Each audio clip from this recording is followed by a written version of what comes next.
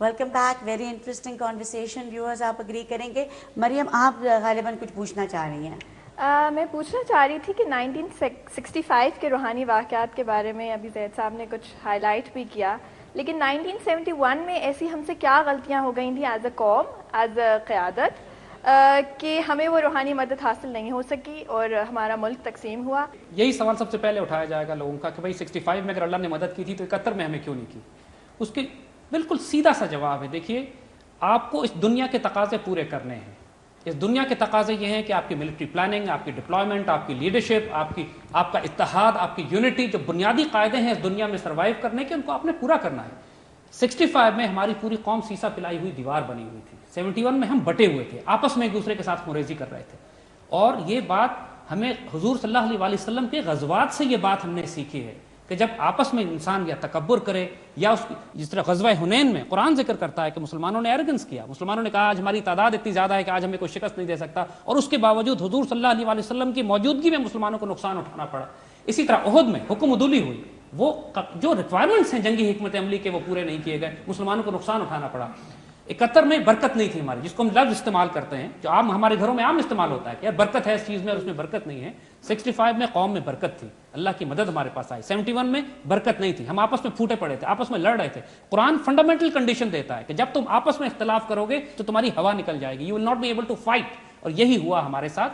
جو بات کہیں بالکل ٹھیک ہے، فنڈامنٹل کنڈیشنز ہم کو پوری کرنی ہے جو شرائط اللہ نے دی ہیں. ہمیں اپنی پلاننگ بھی پوری کرنی ہے، اپنے آپ کو کم از کم ایک منیمم معیار روحانیت کا اور منیمم معیار اخلاقیات کا اور موریلٹی کا اور کردار کا دکھانا ہے، اور پھر اللہ سے دعا کرنے کی اللہ باقی جو غلطیاں کوتاہیاں ہیں ان کو کمپنسیٹ کر دو. And so it happens.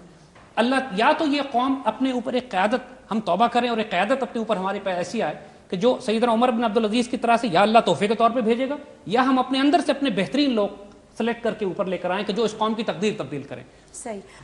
Haider Rizvi صاحب، آپ پروفیسر حیدر رضوی صاحب آپ کچھ پوچھنا چاہ رہے ہیں؟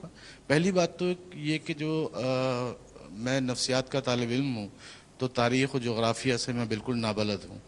تو غزوہ ہند کی جب آپ بات کرتے ہیں تو اس زمانے میں ٹیریٹوریل وہ جو باؤنڈریز تھیں، کیا وہ ابھی تک وہی ہیں؟ کیا یہ چینج نہیں ہوں گی یا چینج نہیں ہوئی؟ تھینک یو پروفیسر صاحب. دیکھیے پہلی بات، آپ نے ہند کی بات آپ نے کہی، اس کا جواب ہم اقبال کی زبان میں دیں گے. علامہ اقبال نے فرمایا کہ میرے عرب کو آئی ٹھنڈی ہوا جہاں سے، میرا وطن وہی ہے، میرا وطن وہی ہے. حضور صلی اللہ علیہ وسلم نے جو بشارتیں ہند کے حوالے سے دی تھیں اور علامہ اقبال نے جس کو ری انفورس کیا ہے وہ یہی ہند ہے. ہند سے مطلب یونائٹڈ انڈیا، ہند سے مطلب جس میں سے یہ پاکستان نکلتا ہے. سو آپ کے پہلے سوال کا جواب تو یہی ہے. ہماری غزوہ ہند کی اس حدیث کی جو ریفرنسز اور جس کی ڈیفینیشن جو انٹرپریٹیشن علامہ اقبال، یہ کہ ہم نے ہمیشہ اس سٹانس لیا کہ ہم پر جنگ مسلط اچھا آپ کی کی وہ گئی. بات، اس کا جواب we are not arguing here کہ ہم انڈیا پہ حملہ کرتے ہیں یا انڈیا ہم پہ حملہ کرتا ہے. That is not part of our argument ہے. آر پارٹ آف آرگومنٹ جو ہم پچھلے 17 یا 18 پروگرام سے بلڈ کرتے چلے آئے ہیں کہ اس وقت ہماری سیکیورٹی انوائرمنٹ ایسی بلڈ ہو رہی ہے کہ ہمارا کلیش انیویٹیبل ہے.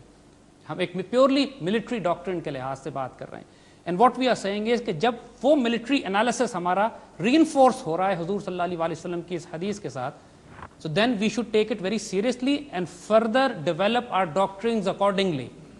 ان آرگومنٹس میں ہم نہیں ہیں کہ انیشیٹ کس کی طرف سے ہوتا ہے. ہم پریمپٹیو وارفیئر میں حملہ کرتے ہیں یا وہ ہمارے اوپر پہلے لو انٹینسٹی کانفلکٹ ویج کر کے ہمیں کمزور کرتے ہیں اور پھر پینیٹریٹ کرتے ہیں ہمارے بارڈرز کے across. It is immaterial. For us what matters is that we need to prepare for a showdown which is coming. But it is okay جی ہم question دیتے ہیں. This has been received on the email. زید صاحب یہ ہمارے ایک لکھنے والے یہ پوچھ رہے ہیں کہ in Indo-Pakistan Islam has spread through Sufic and mystic orders. Do we have any examples that spiritual forces were used by Sufic orders to spread their teachings? یا آپ کے پچھلے پروگرام کے حوالے سے جو questions آئے. بڑا فیسنیٹنگ. You see یہ فیکٹ ہے یہ بات کہ ہم کہ انڈیا پاکستان میں جو اسلام پھیلا ہے وہ نان وائلنٹ مینز سے پھیلا ہے. اس کو صوفی آرڈرز نے پھیلا ہے. صحیح.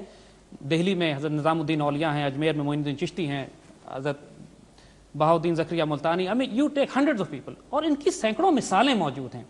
حضرت مجدد الفسانی کا جو رول اکبر بادشاہ کے ساتھ اور اس کے بعد جہانگیر کے ساتھ تھا اور کس طرح انہوں نے اپنا انفلوئنس استعمال کیا اس وقت اکبر کے شر کو کم کرنے کے لیے. اکبر نے دین الہی ایجاد کیا تھا، دین الہی کے ذریعے وہ فتنہ اور فساد پھیلا رہا تھا، اور جو انفلوئنس मुजद्दिद अल्फिस्तानी ने अपना इस्तेमाल किया अकबर के वजीरों पे, मुशीरों पे। जी। एक बड़ी खूबसूरत मिसाल हम आपको निजामुद्दीन औलिया की देना चाहते हैं। उर्दू और फारसी में एक कहावत मशहूर है, हनूज दिल्ली दूर अस्त, अभी दिल्ली दूर है।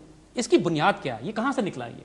यानी हम उस वक्त कहते हैं ये बात कि जब कोई काम ना होना हो और हम कहते हैं अभी बहुत दूर है, नहीं होगा ये।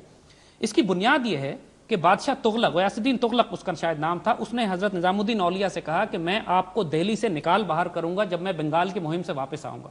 वो बंगाल से वो दिल्ली आ रहा था, और जब उसने ये थ्रेट किया उनको और दिल्ली के बाहर आके उसने ठहरा, तो उनके मुरीदों ने कहा निजामुद्दीन औलिया से कि आप दिल्ली छोड़ दीजिए क्योंकि वो आके कत्ल करेगा आपको। तो जवाब में उन्होंने ये कहा कि हनूज दिल्ली दूरस्त, और जब उन्होंने ये स्टेटमेंट दिया तो बादशाह का महल कोलैप्स कर गया और वो उसमें मारा गया।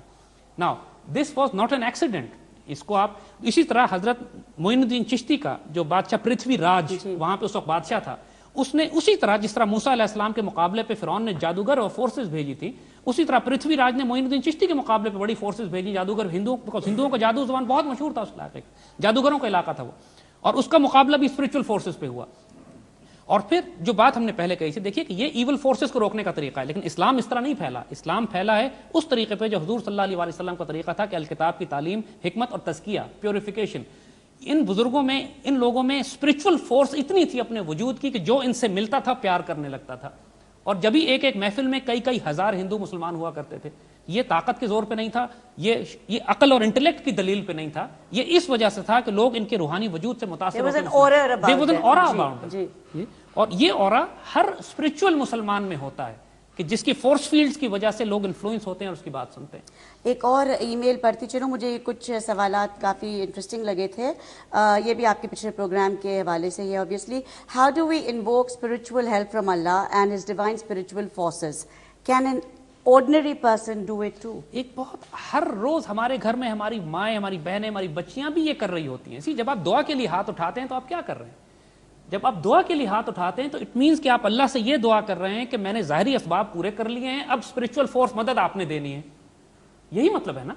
जब एक डॉक्टर हमसे कहता है कि अब दवा का वक्त निकल गया, आप दुआ कीजिए, तो what is he saying? What is he saying कि जी मेरी हद से निकल गई है बात, अब अगर अल्लाह कुछ कर सके तो कर सके, तो क्यों नहीं कर सकता? जब ये कलेक्टिवली कौम भी करती है और ये हर फर्द हर घर में हर रोज कर रहा है, तो हम सिर्फ ये कह रहे हैं कि जब इंसान का ये फेथ हो, लेकिन इसको इस तरह दुआ की कबूलियत की कुछ शराइत हैं कि रिस्क हराम हो, हराम से ना पला हुआ हो, इंसान वो दुआ करे कि जो जायज़ और हलाल और फर्ज है। तो फिर इसी तरह कौमों के मामले भी हैं, जब कौम हराम रिस्क से पली हो, उसकी नापाकी वजूद में हो, उसकी क़यादत नापाक हो, उस क़यादत की दिल और निगाह और हाथ पाक ना हो, तो फिर कौमों को सज़ा लगती है, इसकी दुआएं कबूल नहीं होती।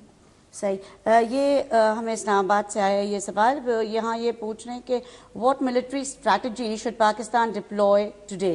Can we count on spiritual forces to act as our strategic reserves of forces or force multipliers?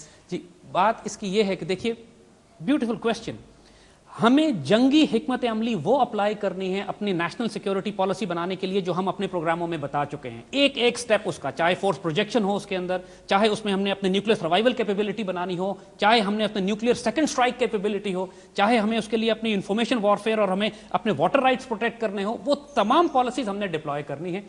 At the same time हमें अपना वैल्यू सिस्टम, अपने आइडियोलॉजिकली, अपने नजरियात, अपना अकीदा, अपना ताल्लुक अपने अल्लाह से मेंटेन करना है, and then we can actually count on the spiritual forces to help us, क्योंकि ये अल्लाह का वादा है फिर, क्योंकि वो कहता है कि जब तुम ये शराइत पूरी करोगे तो मैं भेजूंगा। अगर अल्लाह का वादा सच्चा है तो फिर ये होगा। हमें अपना काम करना है, और जो अल्लाह का वादा है वो जब हम अपनी शराइत पूरी करेंगे तो वो जरूर पूरा करेगा। मतलब वो नियत की बात आ जाती है ना जी, कि जी आपकी नियत जितनी साफ है उतना, even in our daily lives I think ज़ैद साहब, जितनी नियत साफ है उतना वी कैन एक्सपेक्ट गॉड और द स्पिरिट और the spiritual forces to help us. हम सब की जिंदगियों में रोज ये एक्सपीरियंसेस होते हैं जी, और इसको कलेक्टिव लेवल पर भी ये हो सकते हैं और होते हैं। हमारा पाकिस्तान का पूरा वजूद इस पर, हमारा न्यूक्लियर प्रोग्राम बना ही स्पिरिचुअल फोर्सेस की वजह से है कि जिस तरह हमें इमदाद अल्लाह की, जिसको लिटरली गैबी इमदाद के जरिए हमारा न्यूक्लियर प्रोग्राम बना है, किस तरीके से हमें इन्फॉर्मेशन आई है, कैसे इंटेलिजेंस मिली है, कैसे सामान मिला है, इसमें ज़ाहिरी असबाब नजर आते हैं लोगों को, लेकिन उसके पीछे बहुत भारी फोर्सेस काम कर रही होती हैं।